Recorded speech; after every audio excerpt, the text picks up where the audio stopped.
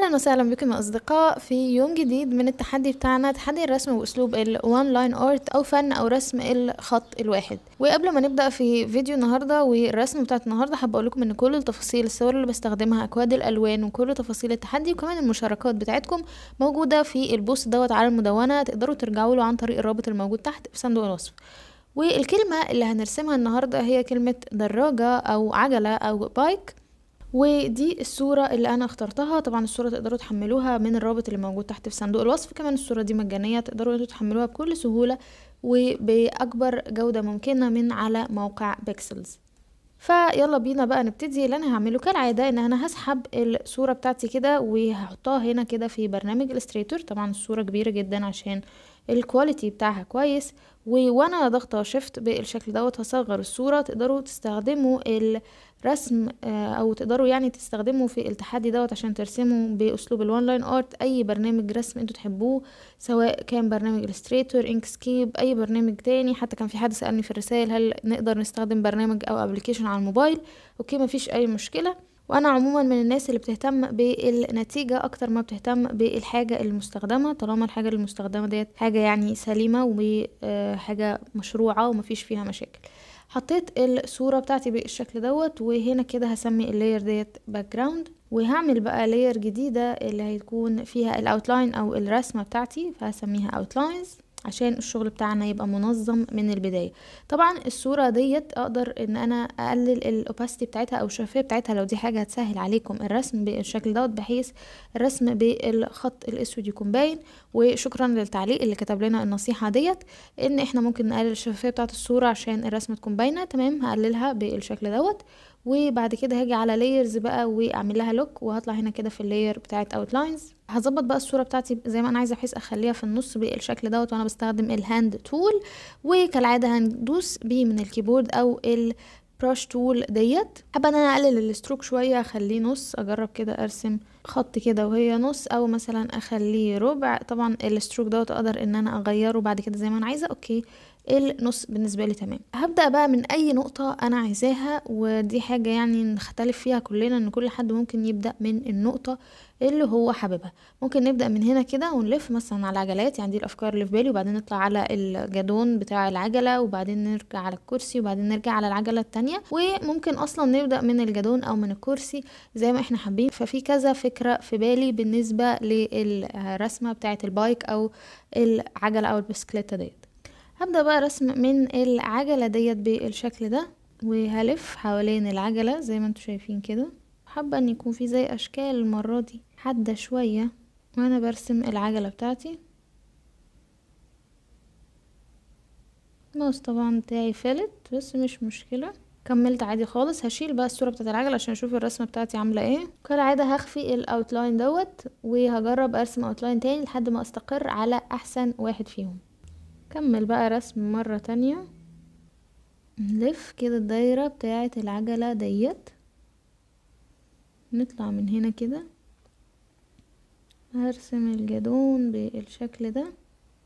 وبعدين هاخد بقى الكرسي التاني او الكرسي اساسا يعني الاولاني مفيش غيره، لف هنا كده بالشكل ده. بعد كده هنداري الصورة بتاعتنا، هنشيل بقى الاوتلاينز كده ونقارن ما بينهم لحد ما نوصل لاكتر اوتلاين عجبنا اللي هو مثلا ده. هنظهر الصورة مرة تانية وهنبدأ ناخد الأداة ديت كده عشان نعدل على الباث بتاعنا.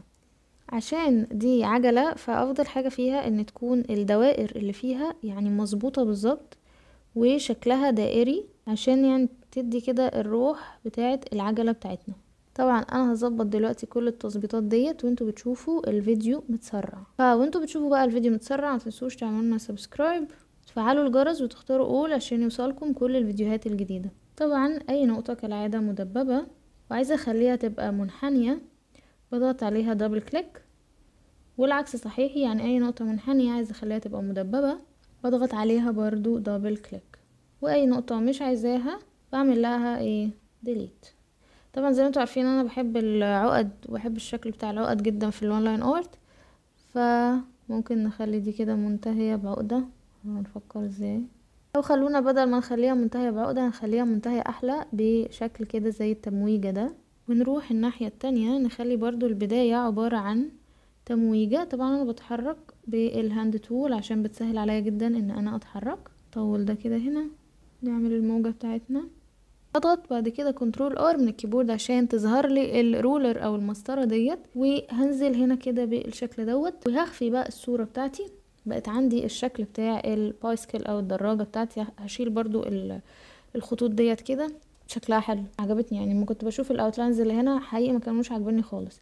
ده كده شكل ممكن ان احنا نضغطها بقى كده، نضغط عليها نحددها ونلفها بالشكل دوت. بس لا، انا عاجبني وهي شكلها اساسا معوج يعني، واعتقد ان الجايد دوت انا كده خلاص مش محتاجاه. ممكن بس اعلم عليها كده شويه وانا ضغطه الشيفت، هصغرها. طبعا حاجه معروفه في الستريتور لما بنيجي نصغر حاجه الستروك بتاعها كانه بيزداد السماكه بتاعته يعني. صغرها بس بحيث تبقى على قد الارت بورد بتاعي. احطها في النص من الاين هنا بالشكل دوت كده للسنتر وللميدل.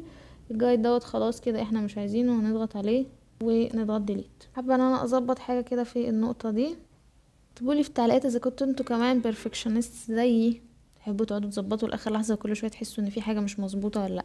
ودي كده كانت الرسمه بتاعه البايك بتاعتنا او الدراجه او العجله بتاعتنا، بغض النظر بقى كل بلد بتقول عليها حاجه. وممكن طبعا زي كل مره نعمل هنا لاير جديده ونسميها colors، ونلون بقى البايك بتاعتنا دي زي ما احنا عايزين. طبعا هعمل ساعتها لوك للاوتلاينز عشان ما اقعدش اتلخبط. والون مثلا هنا انا حابه ان الالوان بتاعتي تبقى زي دوائر على طول، مع اني يعني حاسه ان انا لو ما لونتهاش هتبقى احلى. اختار الرسمه بتاعه الدايره وانا ضغطه شيفت هرسم دايره بالشكل دوت، وبعد كده وانا ضغطه الت هكرر الدايره دي مره تانية. اعلم على الدايره ديت واخدها هنا بالشكل ده، وحابه ان انا اغير في شكل الدايره بتاعتي بالشكل ده. هعلم على الدايرتين دول واختار الشيب بيلدر تول، وهعلم على الشكل بتاعي ده بالشكل كده. بعد كده اضغط بره واعمل ديليت للجزئين دول.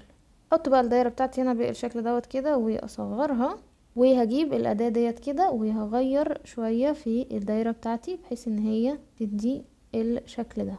بعد كده هضغط من الكيبورد برضو الت وانا بسحب الدايره الهلال بقى الشكل بتاعي دوت اللي مبقاش دايره خلاص، وهاخده هنا كده بالشكل دوت، وممكن احطه هنا اشوف كده شكله هيبقى عامل ازاي. حاسه ان شكله مش عاجبني افضل حاجه يعني. فهنا عندي الاداه ديت اللي هي بتاعه الريفليكشن، هضغط عليها بالشكل ده، هضغط انتر من الكيبورد، اختار ان يحصل لها ريفليكشن بشكل فيرتيكال يعني يحصل لها انعكاس بالشكل دوت يعني اللي هو بشكل رأسي مش افقي. وهاخده كده واحطه هنا بالشكل دوت، وهقرب منه كده وهختار الاداة ديت واحاول ان انا اظبطها على العجلة اللي هنا بالشكل ده بحيث نوصل في النهاية يعني الافضل شكل وجهة نظر يعني. وهغير برضو شوية في دي كمان بحيث يكون شكلها عامل كده. انا حاسة ان هي من غير اي الوان شكلها احلى وستايلش كده اكتر، وممكن تستخدم في حاجات كتيرة اوي جاية في بالي دلوقتي. لكن هسيب لكم برضو انتوا الاختيار اذا كان شكلها بالالوان افضل ولا شكلها من غير الالوان افضل. ممكن كمان بقى نجيب الريكتانجل تول او الاداة اللي بنرسم بيها المستطيل ديت، ونرسم مستطيل كده يكون رفيع شوية بالشكل ده. طبعا هنديله بقى لون تاني مختلف، بس الاول هنحاول ان احنا نظبطه هنا كده في المكان دوت بحيث ان هو يكون موجود في منتصف العجلة بتاعتنا. وهناخد طبعا الاداة ديت كده، وده هيسهل علينا كتير ان احنا ما نرسمش elements من اول وجديد، ونستخدم الحاجات اللي موجودة already في ادوبي illustrator او الاشكال البسيطة يعني اللي موجودة في ادوبي illustrator.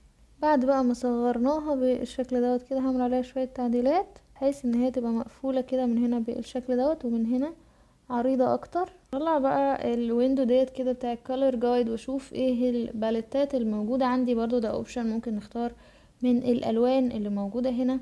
ممكن افتح برضو الويندو ديت كده بتاعة الكالر واختار مثلا ان اللون هنا يكون على اخضر بالشكل دوت، ممكن اخليه برضو على اورنج بس انا حاسه ان الاخضر احلى. واخترتها الدرجه ديت من البنفسجي او الدرجه دي من اللافندر. حابه ان الرسمه بتاعتي تكون بسيطه وما فيهاش الوان كتير. ممكن طبعا اضيف الوان تانية هنا كده عند الجدون عند الكرسي، ممكن اضيف بقى الوان في المثلث دوت. كل شخص هيضيف الوان بطريقته، هيحاول يرسمها لحاجه تانية خالص. ممكن زي ما قلنا نخليها من غير اي الوان خالص برضو يفضل شكلها جميل يعني. بصوا من غير الوان شكلها حلو، وممكن نعمل بيها افكار كتيرة قوي الرسمة ديت. فدي كانت الرسمة بتاعتي لتحدي النهاردة. لو انتوا كمان شاركتوا في التحدي دوت ورسمتوا رسمة متنسوش تبعتوها لي على رسائل فيسبوك وانستجرام. بفرح جدا جدا لما بشوف تطبيقاتكم. كمان التطبيقات ديت هنزلها باساميكم على المدونة في البوست الخاص بالتحدي. ودي كانت كل حاجه لرسمه النهارده من التحدي. ما تنسوش تعملوا سبسكرايب وتفعلوا الجرس وتختاروا اول عشان يوصلكم كل جديد. كمان تقدروا تتابعونا على المدونه فيسبوك تليجرام وانستجرام، هسيب لكم الروابط دي كلها تحت في صندوق الوصف. والى اللقاء في يوم جديد وتحدي جديد، دمتم بخير، باي باي.